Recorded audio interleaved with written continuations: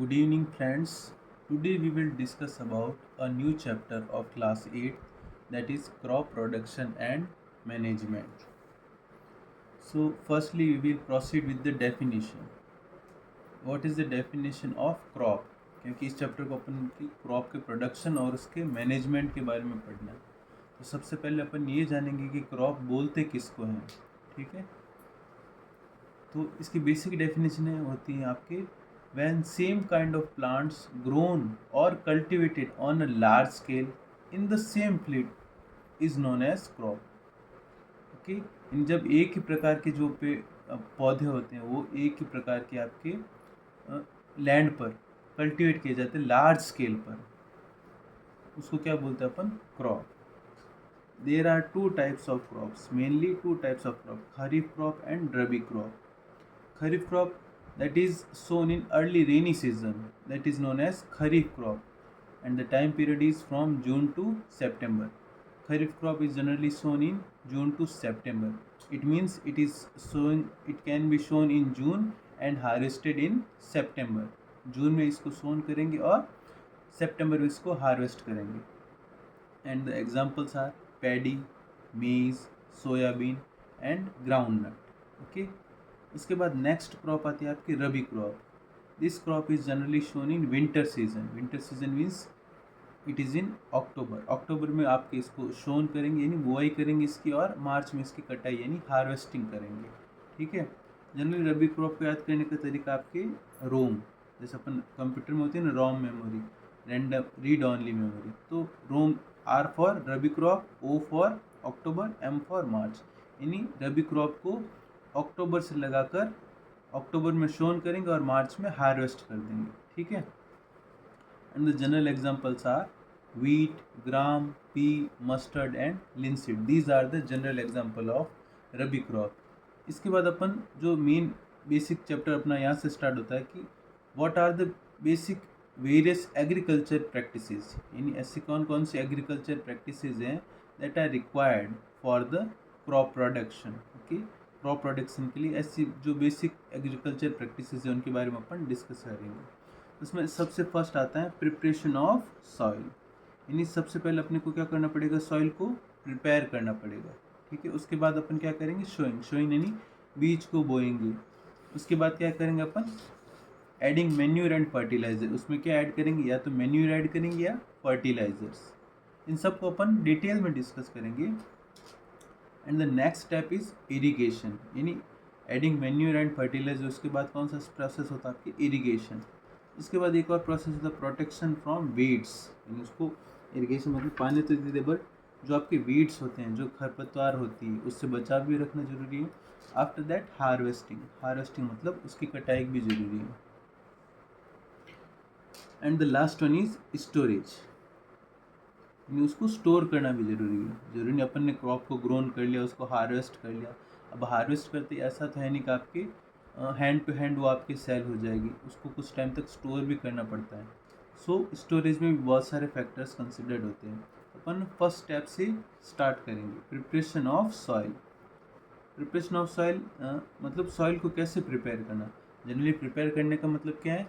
कि सॉइल को क्रॉप के लिए तैयार करना है. कैसे उसमें क्रॉप को अपन ग्रोन कर सकते हैं.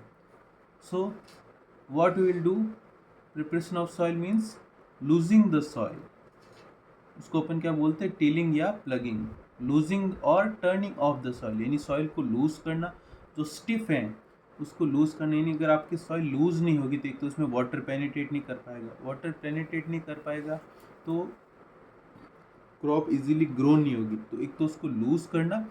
After that turning. Turning of का मतलब आपकी सॉइल को मतलब इधर से उधर करना, यानी जो ऊपर वाले पार्टिकल्स हैं उनको नीचे लेके जाना और नीचे वाले पार्टिकल्स को ऊपर लेके जाना, ताकि जो नीचे जो न्यूट्रिएंट्स है वो भी ऊपर आ पाए. ठीक है. और आपके इस प्रोसेस का क्या मीनिंग होता है कि जैसे आपकी इजीली जो आपकी सीड्स अपन सोन करते हैं वो थोड़ा डीपली पेनिट्रेट हो जाए, थोड़ा अंदर तक चले जाए, ताकि आपकी इजीली आपकी सॉइल ग्रोन, आपकी सॉइल क्या आपकी आपकी प्लांट ग्रोन हो सके. ठीक है. प्रिपरेशन के लिए इसके आप में जनरली जो इंस्ट्रूमेंट यूज़ होता है उसमें आता है आपकी प्लग. ठीक है. प्लग के बारे में अपन डिस्कस. उससे पहले एक चीज़ अपन और डिस्कस कर लेते हैं Sometimes manure is also added to the soil before tilling. This helps in the proper mixing. यानी कभी कभी आपके जो मैन्योर भी मिक्स की जाती है, किस स्टेप के साथ? फर्स्ट स्टेप के साथ, ताकि मैन्योर उसमें पहले से इजीली मिक्स हो जाए, तो आपके क्रॉप को ग्रोन होने में हेल्प मिलेगी। तो अब अपन प्रिपरेशन कैसे करेंगे? With the help of various instrument. First instrument है आपके प्लग। प्लग देखो आपके एंशिएंट टाइम से यूज होता आ रहा है। प्लग इस टाइप का एक आपकी, ये लकड़ी का भी हो सकता है, आयरन का भी हो सकता है। जनरली ये वाला आपकी जो प्लग शाफ्ट, इसको प्लग शाफ्ट बोलते हैं।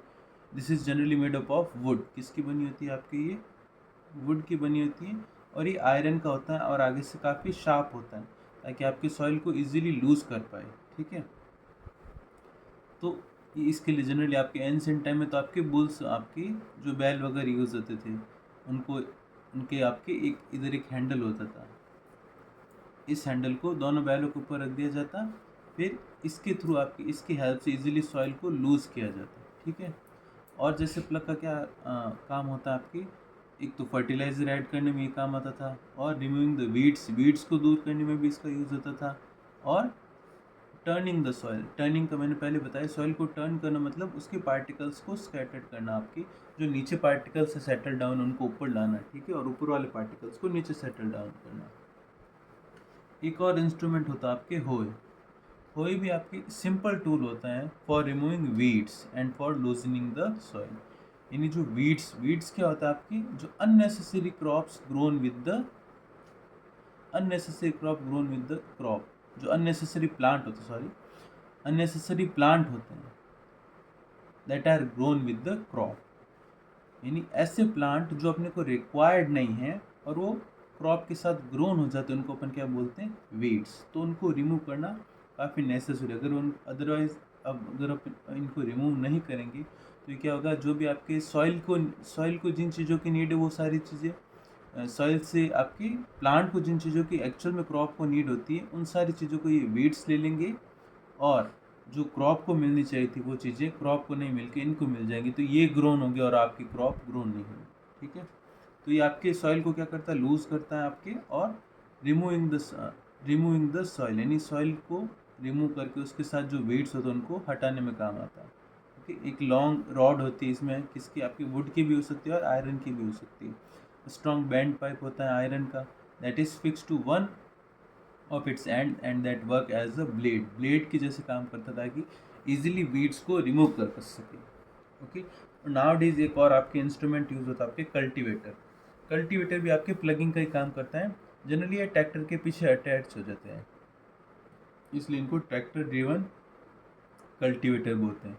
तो ये टाइम भी सेव करते हैं और लेबर भी सेव करते हैं। ठीक है, sowing. Now the next step is sowing. Sowing क्या प्रोसेस होता है? जैसे आपकी जनरली अपने फर्स्ट स्टेप हो गया आपकी प्रिपरेशन ऑफ सॉइल। सॉइल को प्रिपेयर कर दिया। सॉइल को प्रिपेयर करने के बाद अपन क्या करेंगे? उसमें क्या करेंगे? अपन बीज डालेंगे। तो उसी प्रोसेस को अपन क्या बोलते हैं? सोइंग। बट सोइंग से डेफिनेशन जानने से पहले अपन ये जानेंगे कि सोइंग के लिए अपन क्या, किसको आपके जैसे सोन करना अपने को, तो कौन सी चीज़ को अपन सोन करेंगे? सीड्स को। तो सोन करने से पहले अपने को सीड्स की क्वालिटी जान लेनी चाहिए कि किस क्वालिटी के सीड्स अपने को यूज़ करने चाहिए, अदरवाइज सोइंग प्रोसेस काफ़ी डिफ़िकल्ट हो जाएगा। ठीक है, अपन सोइंग कर लेंगे, मतलब बुआई कर लेंगे, बीज बो देंगे, फिर भी आपकी अच्छी क्रॉप नहीं होगी, अच्छी फसल नहीं होगी। ठीक है, तो कुछ स्टेप्स हैं। फर्स्ट क्या? आपकी selection of good quality seeds. Do not float on water. जो गुड क्वालिटी के सीड्स होते हैं वो कभी भी फ्लोट नहीं करते वाटर पे। क्यों? क्योंकि उनकी डेंसिटी ज़्यादा होती है। क्या ज़्यादा होती है उनकी? Density. They are having more density than the damaged seeds. जो डैमेज्ड सीड्स होते हैं उनसे उनकी काफ़ी डेंसिटी ज़्यादा होती है, जो आपके गुड क्वालिटी के सीड्स होते हैं।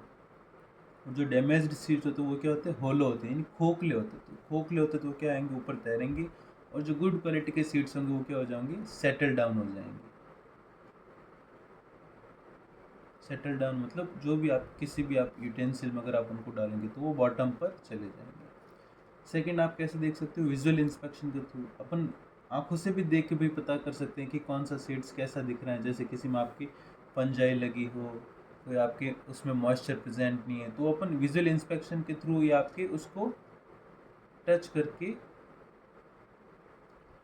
भी उस चीज़ को देख सकते हैं कि भाई आपके इसमें मॉइस्चर ज़्यादा प्रेजेंट है या नहीं है।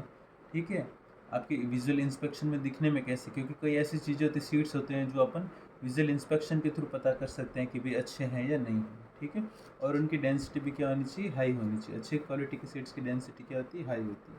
उसके बाद टूल्स क्या होते हैं सोइंग के। सोइंग क्या प्रोसेस होता है आपकी, the shown of seeds to the soil, उसको क्या बोलते हैं अपन, शोइंग। इसके टूल्स होते हैं आपकी शोइंग के लिए। आपकी तो एंशिएंट टाइम में फनल यूज़ होता है, इस फनल शेप का। जैसे अपन कैरोसिन डीजल के लिए फनल यूज़ करते हैं उसको ट्रांसफ़र करने के लिए, तो सीड्स के लिए भी एक ऐसा फनल होता था। इसकी जो लास्ट एंड होता है ये काफ़ी आपके शार्प एंड होता था। तो यहाँ पर सीड्स को डाला जाता था और ये शार्प एंड आपके क्या होता था, सॉइल को लूज करता रहता और इसके थ्रू सीड डिस्पर्स होते रहते हैं। ठीक है, अब आजकल मॉडर्न टाइम में क्या आपकी सीड ड्रिल्स यूज होती है, यानी इस टाइप के बहुत सारे फनल्स अटैच होते हैं किसके साथ, ट्रैक्टर के साथ, जिसको अपन क्या बोलते हैं, सीड ड्रिल्स। ऐसे सीड ड्रिल्स ट्रैक्टर के साथ अटैच होते हैं और विद इन आपकी कुछ ही घंटों में आपकी पूरा ट्रैक्टर की हेल्प से पूरा खेत या पूरा फील्ड को अपन इजीली शोन कर सकते हैं। ठीक है, उसके बाद अपना नेक्स्ट स्टेप आता है। जैसे अपन ने क्या कर दिया, सॉइल को प्रिपेयर कर दिया, बीज भी डाल दिए, तब क्या करेंगे, बीज डालने के बाद उनमें क्या डालेंगे अपन, adding manure and fertilizer. Manure और फर्टिलाइजर क्या है, दो डिफरेंट चीज़ें हैं। ठीक है, इनमें से एक ऑर्गेनिक है, एक इनऑर्गेनिक है। ठीक है, तो अपन डालते क्या है मैन्यूर और fertilizers, to provide mineral nutrients. Okay, soil को मिनरल न्यूट्रिएंट्स प्रोवाइड करवाने जरूरी होते हैं। ठीक है, आपकी सॉइल को मिनरल न्यूट्रिएंट्स क्यों प्रोवाइड करवाने, क्योंकि अपन जैसे सपोज अपन कोई क्रॉप ग्रोन कर रहे हैं, तो अपन सेम काइंड की क्रॉप हर साल ग्रोन कर रहे हैं, तो जितने भी न्यूट्रिएंट्स चाहिए तो वो क्रॉप क्या होगी, खींचती जाएगी, एब्जॉर्ब करती जाएगी। तो धीरे धीरे वो सारे न्यूट्रिएंट्स क्या हो जाएंगे, ख़त्म हो जाएंगे। उन सारे न्यूट्रिएंट्स को वापस रिप्लेनिश करने के लिए अपन क्या करते हैं, उसमें मैन्यूर ऐड करते हैं और फर्टिलाइज़र ऐड करते हैं। ठीक है, जनरली मैन्यूर आपकी रिटेंशन कैपेसिटी बढ़ाता है as compare to fertilizers. Fallow cultivation आजकल कम हो रहा है। ठीक है, लोग क्या होता है आपके एक ही मतलब सेम काइंड ऑफ जो क्रॉप है सेम काइंड की, उसी को बार बार ग्रोन कर रहे हैं, मतलब ज़्यादा प्रोडक्शन के लिए। बट फैलो कल्टीवेशन भी ज़रूरी है। हाँ, आजकल काफ़ी वापस प्रैक्टिस होने भी लगी है फैलो कल्टीवेशन। फैलो कल्टीवेशन का मतलब होता है आपकी मिक्स्ड क्रॉपिंग करना या अल्टरनेट क्रॉपिंग। एक साल आपकी अपन ने खेती कर ली, दूसरे साल खेती नहीं करना, ज़मीन को ऐसे खाली छोड़ देना, ताकि जो भी न्यूट्रिएंट एब्जॉर्ब कर लेती वो वापस रिप्लेनिश हो जाए। उसको क्या बोलते हैं, फैलो कल्टीवेशन। यानी कुछ टाइम के लिए लैंड को ऐसे ही छोड़ देना, उस पर कल्टीवेशन नहीं करना, उसको क्या बोलते हैं, फैलो कल्टीवेशन। वो अपन मेन्यूर के बारे में पढ़ेंगे। Okay, manure is a organic substance. What it is, it is an organic substance होता है मेन्यूर। मेन्यूर कैसे प्रिपेयर किया जाता है, जैसे जो आपके काऊ डंग होता है, काऊ डंग है, लीव्स है, प्लांट लीव्स। ठीक है, काऊ डंग है, प्लांट लीव्स है, और जो भी आपकी organic.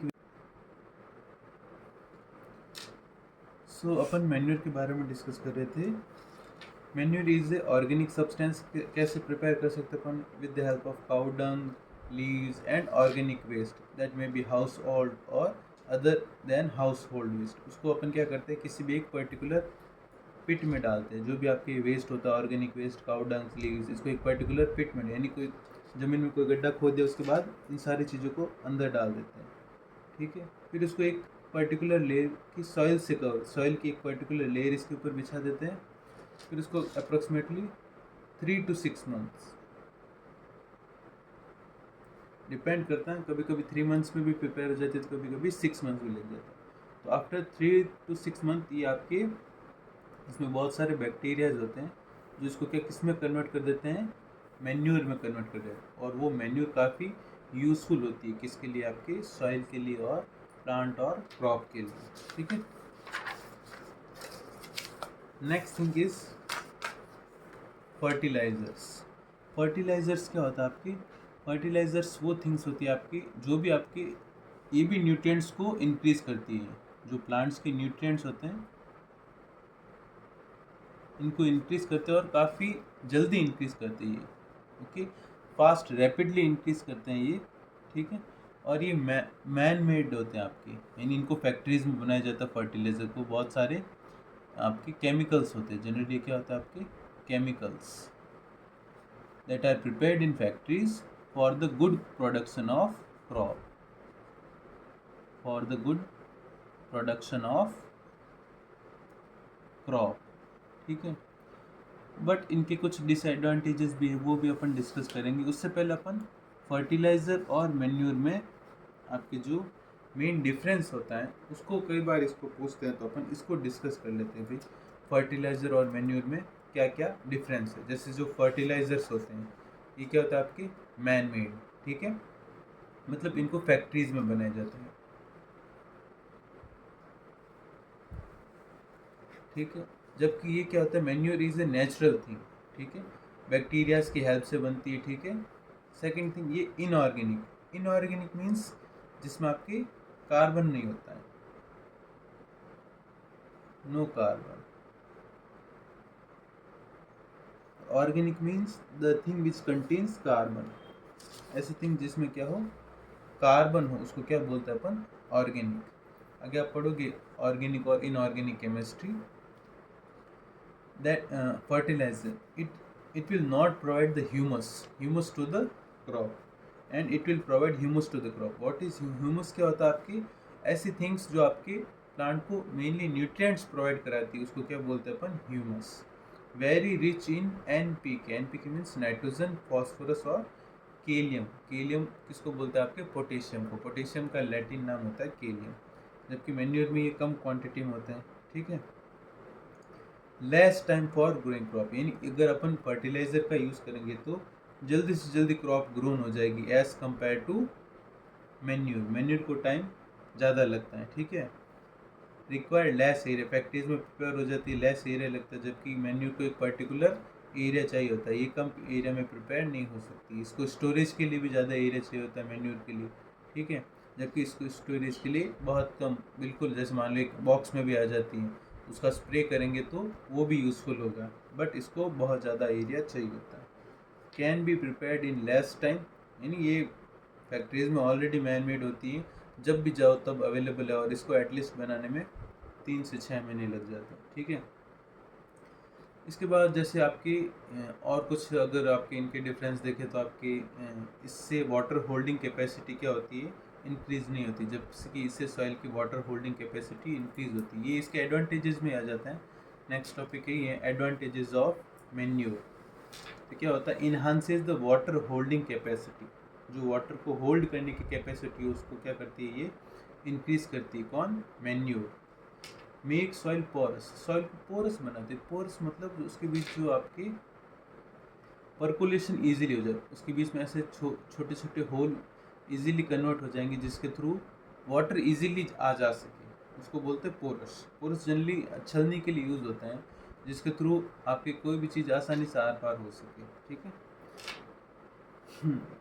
It also increases the number of friendly microbes, ये फ्रेंडली माइक्रोब्स को भी इंक्रीज करती है, यानी ऐसे microbial bacteria that are very useful for the production of crop, तो उनको इंक्रीज करता है कौन, manure. And improve the soil texture, soil का टेक्सचर इम्प्रूव करता है। टेक्सचर मतलब जो उसका आपकी सॉइल का मतलब उसकी फर्टिलाइजिंग कैपेसिटी इंक्रीज करता है एक तरीके से, ठीक है। और इसके बाद आपके जैसे एक और इसमें आपके टॉपिक होता है कि आपके मैन्यूर के जनरली हेल्प कौन करते हैं, एक आपके राइजोबियम बैक्टीरिया होता है। कौन सा बैक्टीरिया होता है आपके, राइजोबियम।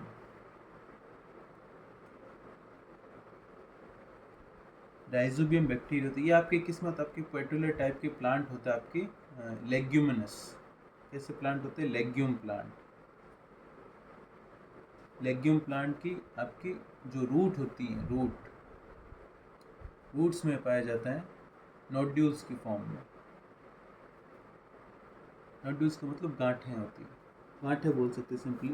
तो ये क्या करता है, आपकी जो एटमॉस्फेरिक नाइट्रोजन होती है, अपन यहाँ पर देखा कि प्लांट को क्या चाहिए होता है, नाइट्रोजन, फॉस्फोरस और पोटेशियम, तो ये नाइट्रोजन की पूर्ति करता है। यानी जो एनवायरनमेंट में जो नाइट्रोजन होती है उसको डायरेक्टली तो प्लांट कंज्यूम कर नहीं सकते, तो उस नाइट्रोजन को ये जो राइजोबियम बैक्टीरिया होते हैं ये किस में कन्वर्ट करते हैं, उसके ऑक्साइड में, ऑक्साइड्स में कन्वर्ट करते हैं, जैसे आपकी nitrogen dioxide, nitrogen trioxide, nitrous oxide, इन ऑक्साइड में कन्वर्ट करते हैं, ठीक है, ताकि इन ऑक्साइड से प्लांट इजीली न्यूट्रिएंट एब्जॉर्ब कर सके, ठीक है। तो ये राइजोबियम बैक्टीरिया भी आपके हेल्प करते हैं to increase the soil fertility. फिर नेक्स्ट स्टेप आ जाता है आपकी irrigation, one of the most important step in the crop production and management, irrigation. Irrigation को अपन सिंपली डिफाइन करें तो इसकी डेफिनेशन क्या हो जाएगी आपकी, supply of water, supply of water to the crop at regular interval of time,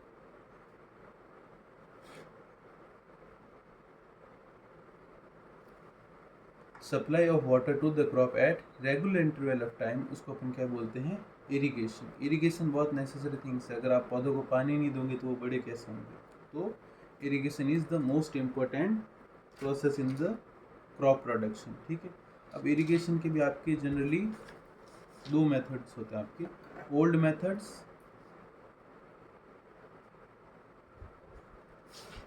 methods and modern techniques.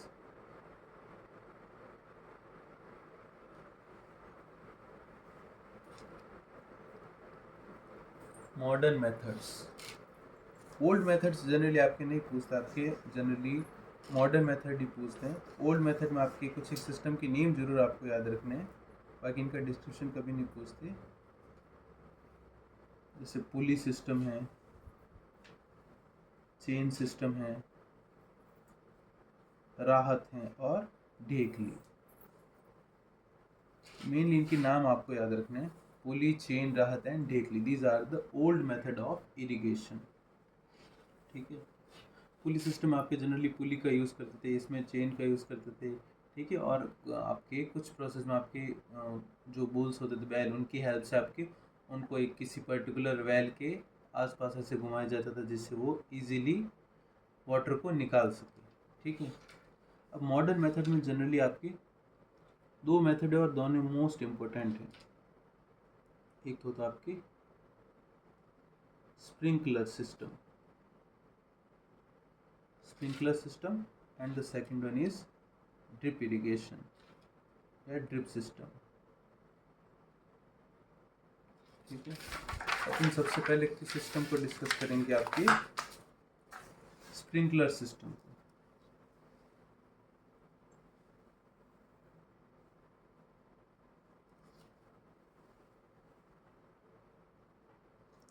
Sprinkler system तो जनरली ये कहाँ पर यूज होता है, जहाँ पर वाटर अबंडेंस में हो, where water is easily available, used where water can be easily available, ठीक है। और इसमें आपके क्या अपन क्या यूज़ करते हैं, रोटेटिंग नोजल यूज़ करते हैं।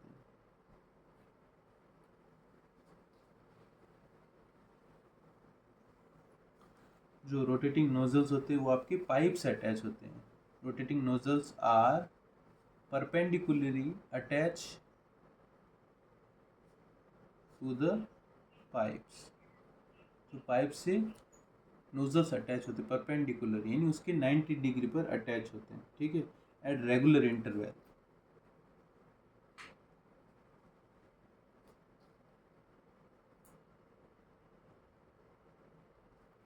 तो इसमें क्या था, आपकी ऐसे नोजल्स अटैच होते हैं रेगुलर इंटरवल पर परपेंडिकुलरली, तो वो आपकी वाटर को स्प्रिंकल यानी छिड़काव करते हैं, फव्वारे जैसे, इसको फव्वारा विधि भी बोल सकते हैं, फव्वार के जैसे वाटर को छिड़काव करते हैं एक जगह से दूसरी जगह तक, ठीक है। तो प्लांट को इजीली आपकी वाटर मिल सकता है, ठीक है। और ये जनरली मोस्टली इसका यूज़ होता है लॉन्स में, यानी जहाँ पर आपको गार्डन, आपके ग्राउंड बनाना, वहाँ पर इसका सबसे ज़्यादा यूज़ होता है। और कॉफ़ी प्लांटेशन।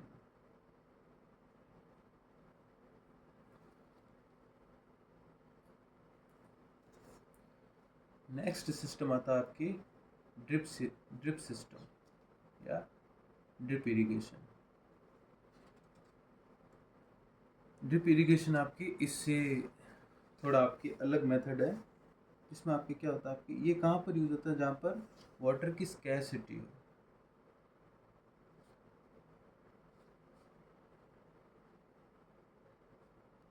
वाटर की क्या, स्कैरसिटी, यानी जहाँ पर पानी इजीली अवेलेबल नहीं हो, तो वहाँ पर इस सिस्टम को यूज़ करते हैं। इसमें आपके ड्रॉप बाय ड्रॉप वाटर कहाँ पर जाता है, प्लांट्स की रूट्स में।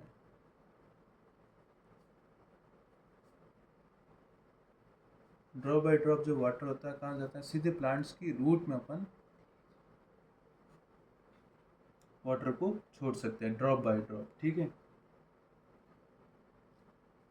तो एक तो इसका एडवांटेजेस क्या हो गया, तो स्प्रिंकलर सिस्टम में आपके जनरली क्या होता है, आपकी वेस्टेज ऑफ वाटर ज़्यादा होता है through the process of evaporation. जो इसमें क्या होता है, आपकी वेस्टेज कम होता है, क्योंकि इसमें आपके बहुत सारे ऐसे परपेंडिकुलर पाइप लगे होते हैं, अटैच होते हैं, और ये आपकी सीधा प्लांट की रूट्स, सपोज यहाँ पर कोई प्लांट है, ठीक है, ये सीधे प्लांट्स की रूट में वाटर को ड्रॉप बाय ड्रॉप डालते हैं, जिससे वाटर वेस्ट भी कम होता है आपकी और इजीली ग्रोन हो पाता है। ठीक है।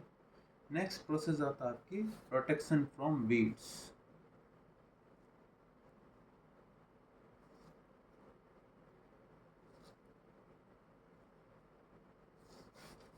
वीड्स जैसे मैंने आपको पहले भी बताया था, वीड्स क्या होता है, आपके ऐसे थिंग्स जो आपके प्लांट के लिए नेसेसरी नहीं, अननेसेसरी प्लांट,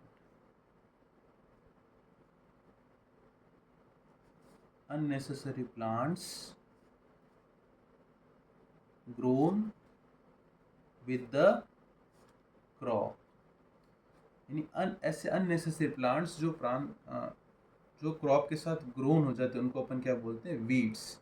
ये वीड्स क्या करते हैं, जो भी आपकी क्रॉप की रिक्वायरमेंट होती है, क्रॉप को क्या चाहिए था आपको, एक तो सनलाइट चाहिए होती है, और आपकी मैन्यूर, जो भी न्यूट्रिएंट्स है, NPK, ये सारी चीज़ें चाहिए। तो ये सारी चीज़ें क्रॉप से कौन ले लेता, आपकी वीड्स। तो इससे प्लांट की ग्रोथ, क्रॉप की ग्रोथ क्या हो जाती है, रुक जाती है। तो अपन क्या करते हैं, इनको हटाने के भी बहुत सारे मेथड है। जैसे एक तो आपकी हैंड मेथड से भी हटा सकते हैं, जिसे अपन एक सिकल यूज़ होता है, जिसको अपन हंसिया बोलते हैं, उसकी हेल्प से भी मैनुअली भी हटा सकते हैं, केमिकली भी, केमिकल्स का यूज़ करके भी हटा सकते हैं। ठीक है। तो मैनुअली किसकी हेल्प से हटा सकते हैं अपन, सिकल की हेल्प से, सिकल की हेल्प से हटा सकते हैं। ठीक है। तो उस प्रोसेस को अपन क्या बोलते हैं, weeding. What is weeding? The removal of weeds from the plant or crop is known as weeding। यानी इनको हटाने के प्रोसेस को अपन क्या बोलते हैं, वीडिंग। ठीक है। अब वीडिंग के बाद एक और आपके इसमें डेफिनेशन आती है, आपकी वीडिसाइड। वीडिसाइड्स क्या होते हैं, those chemical which are used for the process of weeding or which are being used to remove the unnecessary plants are known as weedicides। ठीक है। यानी अननेसेसरी प्लांट्स को हटाने के लिए अपन जिन केमिकल्स का यूज़ करते हैं, उनको अपन क्या बोलते हैं, वीडिसाइड। और सबसे कॉमन एग्जांपल है आपकी 2,4-D, ये सबसे कॉमन एग्जांपल है वीडिसाइड्स का। ठीक है। अब उसके बाद आपका नेक्स्ट स्टेप आ जाता है आपकी हार्वेस्टिंग। जैसे आपने जनरली आपके प्लांट को वीड से भी प्रोटेक्ट कर लिया, तो उसके बाद अपन क्या करेंगे, प्लांट की कटाई करेंगे। तो कटाई करने के प्रोसेस को अपन क्या बोलते हैं, हार्वेस्टिंग। सो रिमूव इसको क्या बोल सकते हैं, रिमूवल और cutting of crop after maturity. Removal और cutting of crop, cutting of crop after maturity.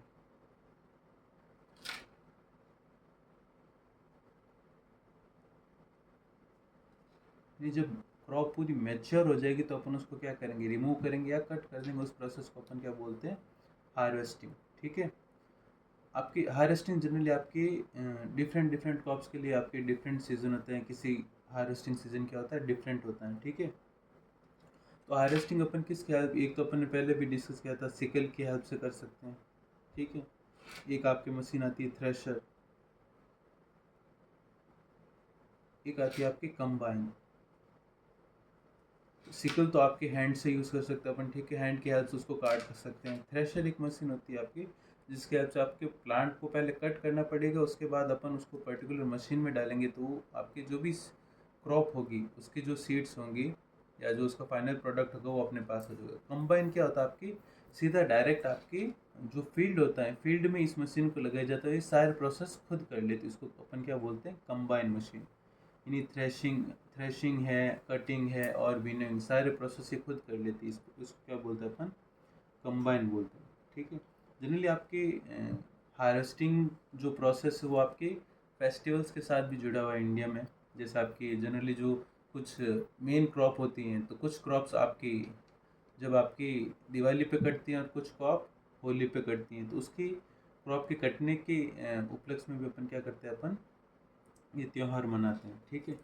उसके बाद आपकी नेक्स्ट स्टेप आता है, आपके हार्वेस्ट कर लिया उसके बाद अपन क्या करेंगे, स्टोरेज। स्टोरेज भी ज़रूरी है।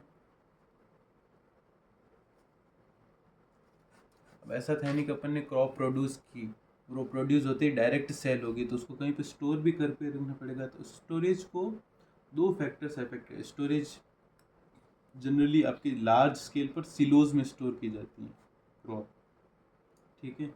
सिलोज जिनको आप जैसे बड़ी बड़ी ग्रेनरीज बोल दो। ठीक है।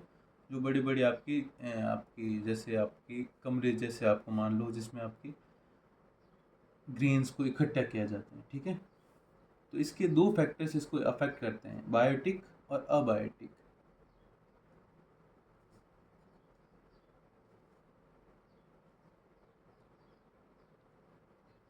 बायोटिक फैक्टर्स में जैसे कौन से, रोडेंट है, रोडेंट्स यानी जो भी चूहे हैं, छिपकली हैं, ये सारे भी क्या होता है आपके जो स्टोरेज एरिया तो उसको अफेक्ट करते हैं। यानी आपके कुछ जो चूहे वगैरह या आपकी जो क्रॉप होती है उसको क्या कर सकते हैं, आपके डिस्ट्रॉय कर सकते हैं।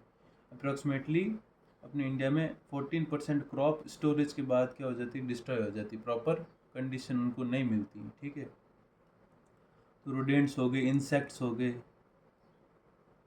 तो ये सारे बायोटिक फैक्टर्स जिनमें क्या आपके कोई ना कोई जान हो, जीवित हो, उनको बायोटिक फैक्टर्स बोलते हैं।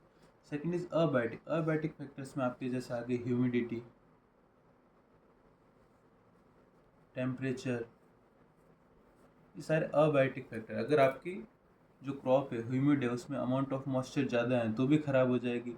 टेम्परेचर कम या ज़्यादा है तो भी क्रॉप क्या हो सकती है, ख़राब हो सकती है। तो कभी कभी उनको कोल्ड स्टोर में भी रखा जाता है, क्योंकि ज़्यादा टेम्परेचर पे क्रॉप क्या हो जाएगी, ख़राब हो जाएगी। तो ये आपके स्टोरेज प्रोसेस। उसके बाद आपकी लास्ट टॉपिक आता है इस चैप्टर का, फूड फ्रॉम एनिमल्स।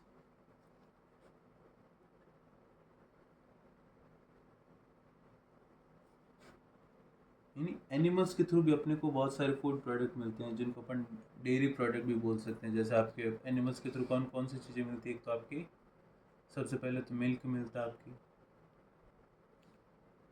मीट मिलता है, फ्लैश, और क्या मिलती है, वुल मिलती है। हालांकि वुल फूड प्रोडक्ट में नहीं है, बट मिल्क के बहुत सारे प्रोडक्ट जैसे चीज़ हैं, ठीक है, पनीर है, तो ये सारे प्रोडक्ट अपने को किससे मिलते हैं, एनिमल से। तो इसको अपन क्या बोलते हैं, एनिमल हस्बेंड्री।